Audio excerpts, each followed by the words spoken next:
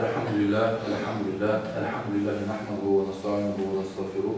Ve na'udzu billahi min şururi enfusina ve min seyyiati a'malina. Men yehdihillahu fela mudille lehu ve men yudlil fela hadiye lehu. Neşhedü en la ilahe illallah vahdehu la şerike lehu ve neşhedü enne seyyidina Muhammeden abduhu ve habibuhu ve resuluhu. Amma ba'd. Feya ibadallah, ittaqullaha ve ati'uhu. İnnallaha ma'allezina taqav ve lezina hum muhsinun. قال الله تعالى في كتابه الكريم أعوذ بالله من الشيطان الرجيم بسم الله الرحمن الرحيم يا أيها الناس إنا خلقناكم من ذكر وأنثى وجعلناكم شعوبا وقبائل لتعارفوا إن أكرمكم عند الله أتقاكم إن الله عليم خبير صدق الله العظيم.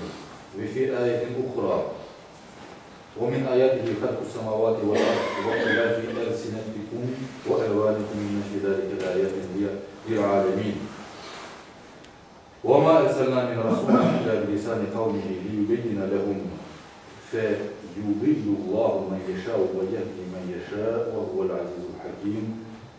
صدق الله العظيم. Aziz ve muhterem Müslümanlar. Biz geçtiğim ay 21 fevralde halkara ana tillerini ve tamır tillerini forçalamak gününü geçirdik. Ve hutbemizde tilimizin emniyeti hakkında olacaktır ve dinimizin buna bakışı Kur'an-ı Kerim'deki Allah-u Teala'nın ayetlerinde til hakkında aytan şeyler hakkında olacaktır. Şu okunan ayet-i kerimelerde Allah-u Teala şu şekilde diyor. Hucurat Suresinin 13. ayetinde: Ey insanlar! Bu sizlerini kadın ve erkekten yarattı. Sizlerini halklar ve milletler olarak ayırdı, birbirinizle tanışmanız için. Muhakkak ki sizin en şerefliniz Allah katında en şerefliniz, Allah'tan en çok korkanınız. Allah-u Teala her şeyini biliyor, her şeyden haberdar olandır. Rum suresinde Allah-u Teala 22. ayette şu şekilde diyor. Allah-u Teala'nın delillerinden, onun ayetlerinden, mucizelerinden yer ve gökünü yaratmasıdır. Sizlerin üstlerinizin, renklerinizin ve dillerinizin farklı olduğudur. Allah-u Teala bütün bu şeylerini alemlerde ibret olarak yaratkandır. Ve İbrahim Suresinin 4. ayetinde şu şekilde diyorlar. Biz hiçbir peygamber yollamadık ki o kavminin tilinde laf etken olmasın. Yani her bir yollanılan peygamber mutlaka kavminin ana tilinde olarak hitap etkendir. Dinini anlatkandır. Lübeyne lehum işte anlatkandır. Allah-u Teala bundan sonra isteyenini yoldan çıkartır, saptırtır, isteyenini de doğru yolda devam ettirir. وَهُوَ الْعَزِيزُ الْحَكِيمُ Allah-u Teala kuvvetlidir yani. Ve hakim karar vericidir. Allah-u Teala karar verir ve bu kararını yerine getirmek için de tam kuvveti vardır. Onun kararı gayb olmaz. Saygılı cemaat, biz şu Kur'an-ı Kerim'de Allah-u Teala bizlerge buyurganı daim Müslüman olarak biz bütün milletlerge, halklarga saygı hürmetimizni eksik etmemek gerekmiz. Çünkü Allah-u Teala sizin benim katında en yüksek olganınız, menden en çok korkanınız de diyor. Demek ki bir halklarga ve milletlerge o'zining milli mensupliğine maqtanmak ve gururlanmak yasak etilgendir dinimizde. Yani şovinistlik hareketleri dinimizde yasaktır. Bir millet başkasından üstündür degen şey yoktur. Peygamber Efendimiz hadis-i şeriflerde Arap'ın Arap olmaganından ve Arap olmaganın Arap'ın üstünden bir üstünlüğü yoktur diyorlar. Demek ki bizge dinimiz Allah katında kul olarak siz birsiniz ve o'zunun farklarınızla maqtanmanız. Ama siz insan olarak nasıl bir üstünlük kazanabilirsiniz? İnsaniyetliğiniz ne? Allah-u Teala'ga yakın olmak ne? Haram helalga dikkat etmek ne? Dininizi yaşamak ne?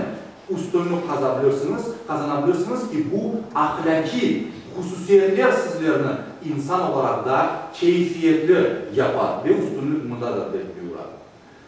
Bundan hareketle biz şunu diyebiliriz ki biz hiç kimsenin ogunda o'zimizning üstünlüğünden maqtanmasak da ama Allah-u Teala'nın bizlerge vergen bazı milli hususiyetlerini biz bahşiş ve hediye olarak kabul etmek ve onlarını korçalamak gerekmiz.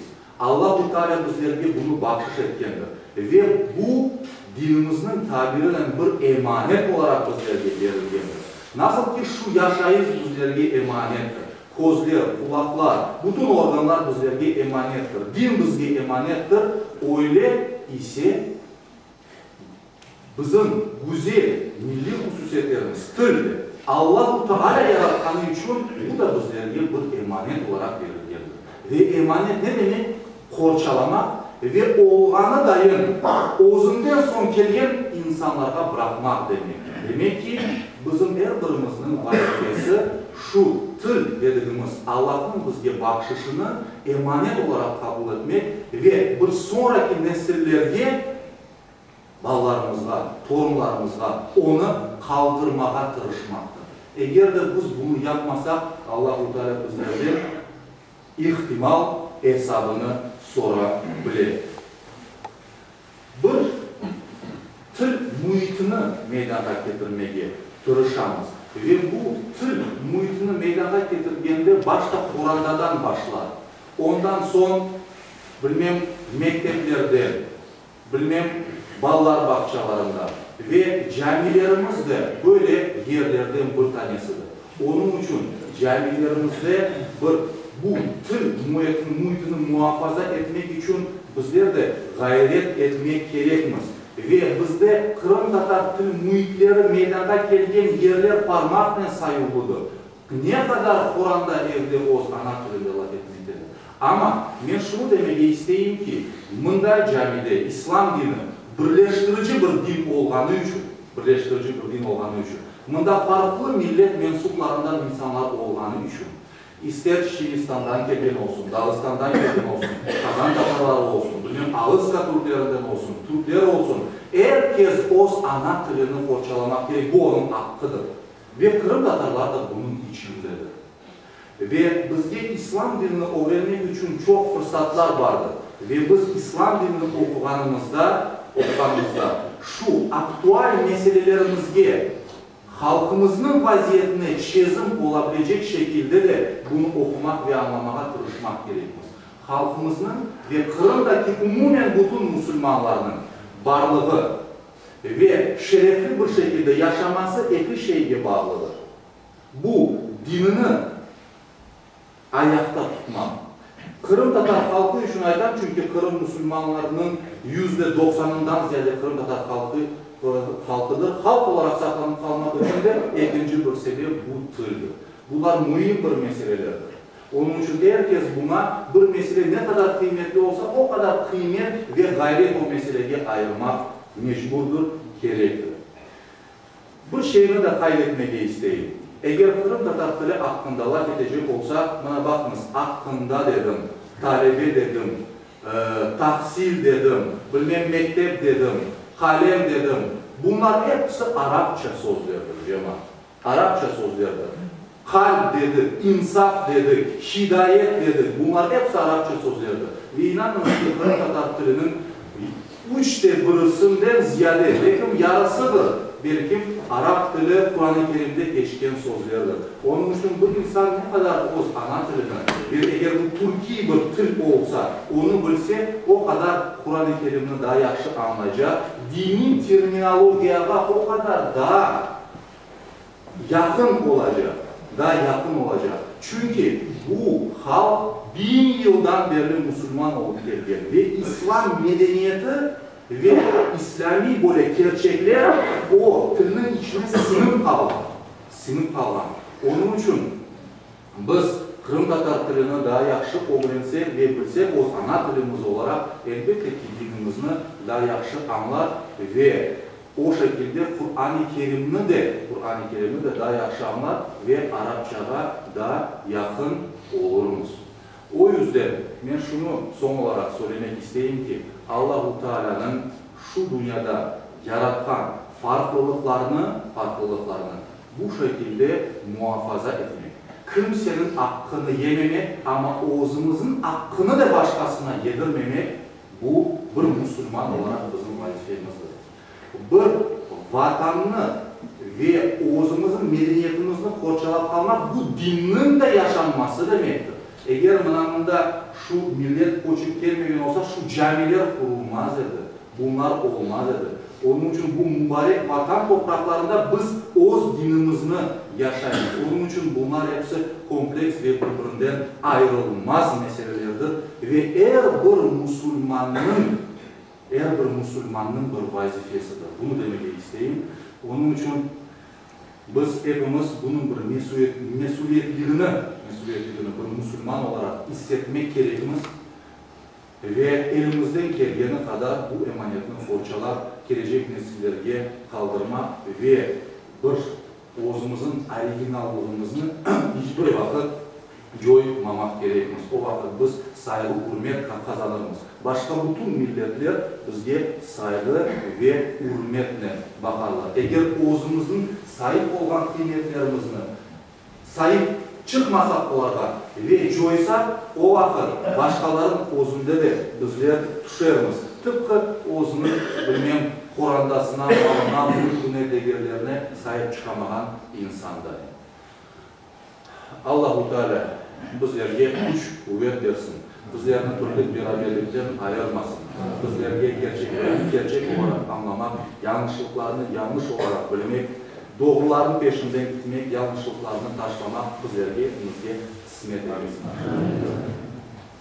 لا ينافسن الكلام وابلغ النظام كلام الله الملك العزيز العلام كما قال الله تبارك وتعالى في الكلام واذا قرئ القران فاستمعوا له وانصتوا لعلكم ترحمون الا ان الدين عند الله الاسلام صدق الله العظيم.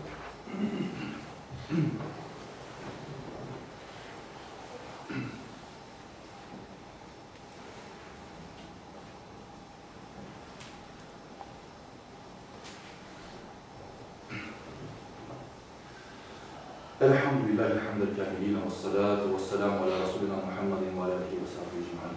تعظيما لنبيه وتكريما لفخامة شان شرف صفيه. فقال عز وجل من خير مخبرا وآمرا إن الله وملائكته يصلون على النبي يا أيها الذين آمنوا صلوا عليه وسلموا تسليما. لبيك اللهم صل على محمد وعلى آل محمد كما صليت على إبراهيم وعلى آل إبراهيم إنك حميد مجيد. اللهم بارك على محمد وعلى آل محمد كما باركت على إبراهيم وعلى آل إبراهيم إنك حميد مجيد. اللهم بارك وبقية الأشهر والشهد والمصطفى والنصر والمهاجرين والتابعين عليهم الجزاء. اللهم اغفر للمؤمنين والمؤمنات والمسلمين والمسلمات والأموات بفضلك يا مجيب الدعوات برحمتك يا أرحم الراحمين.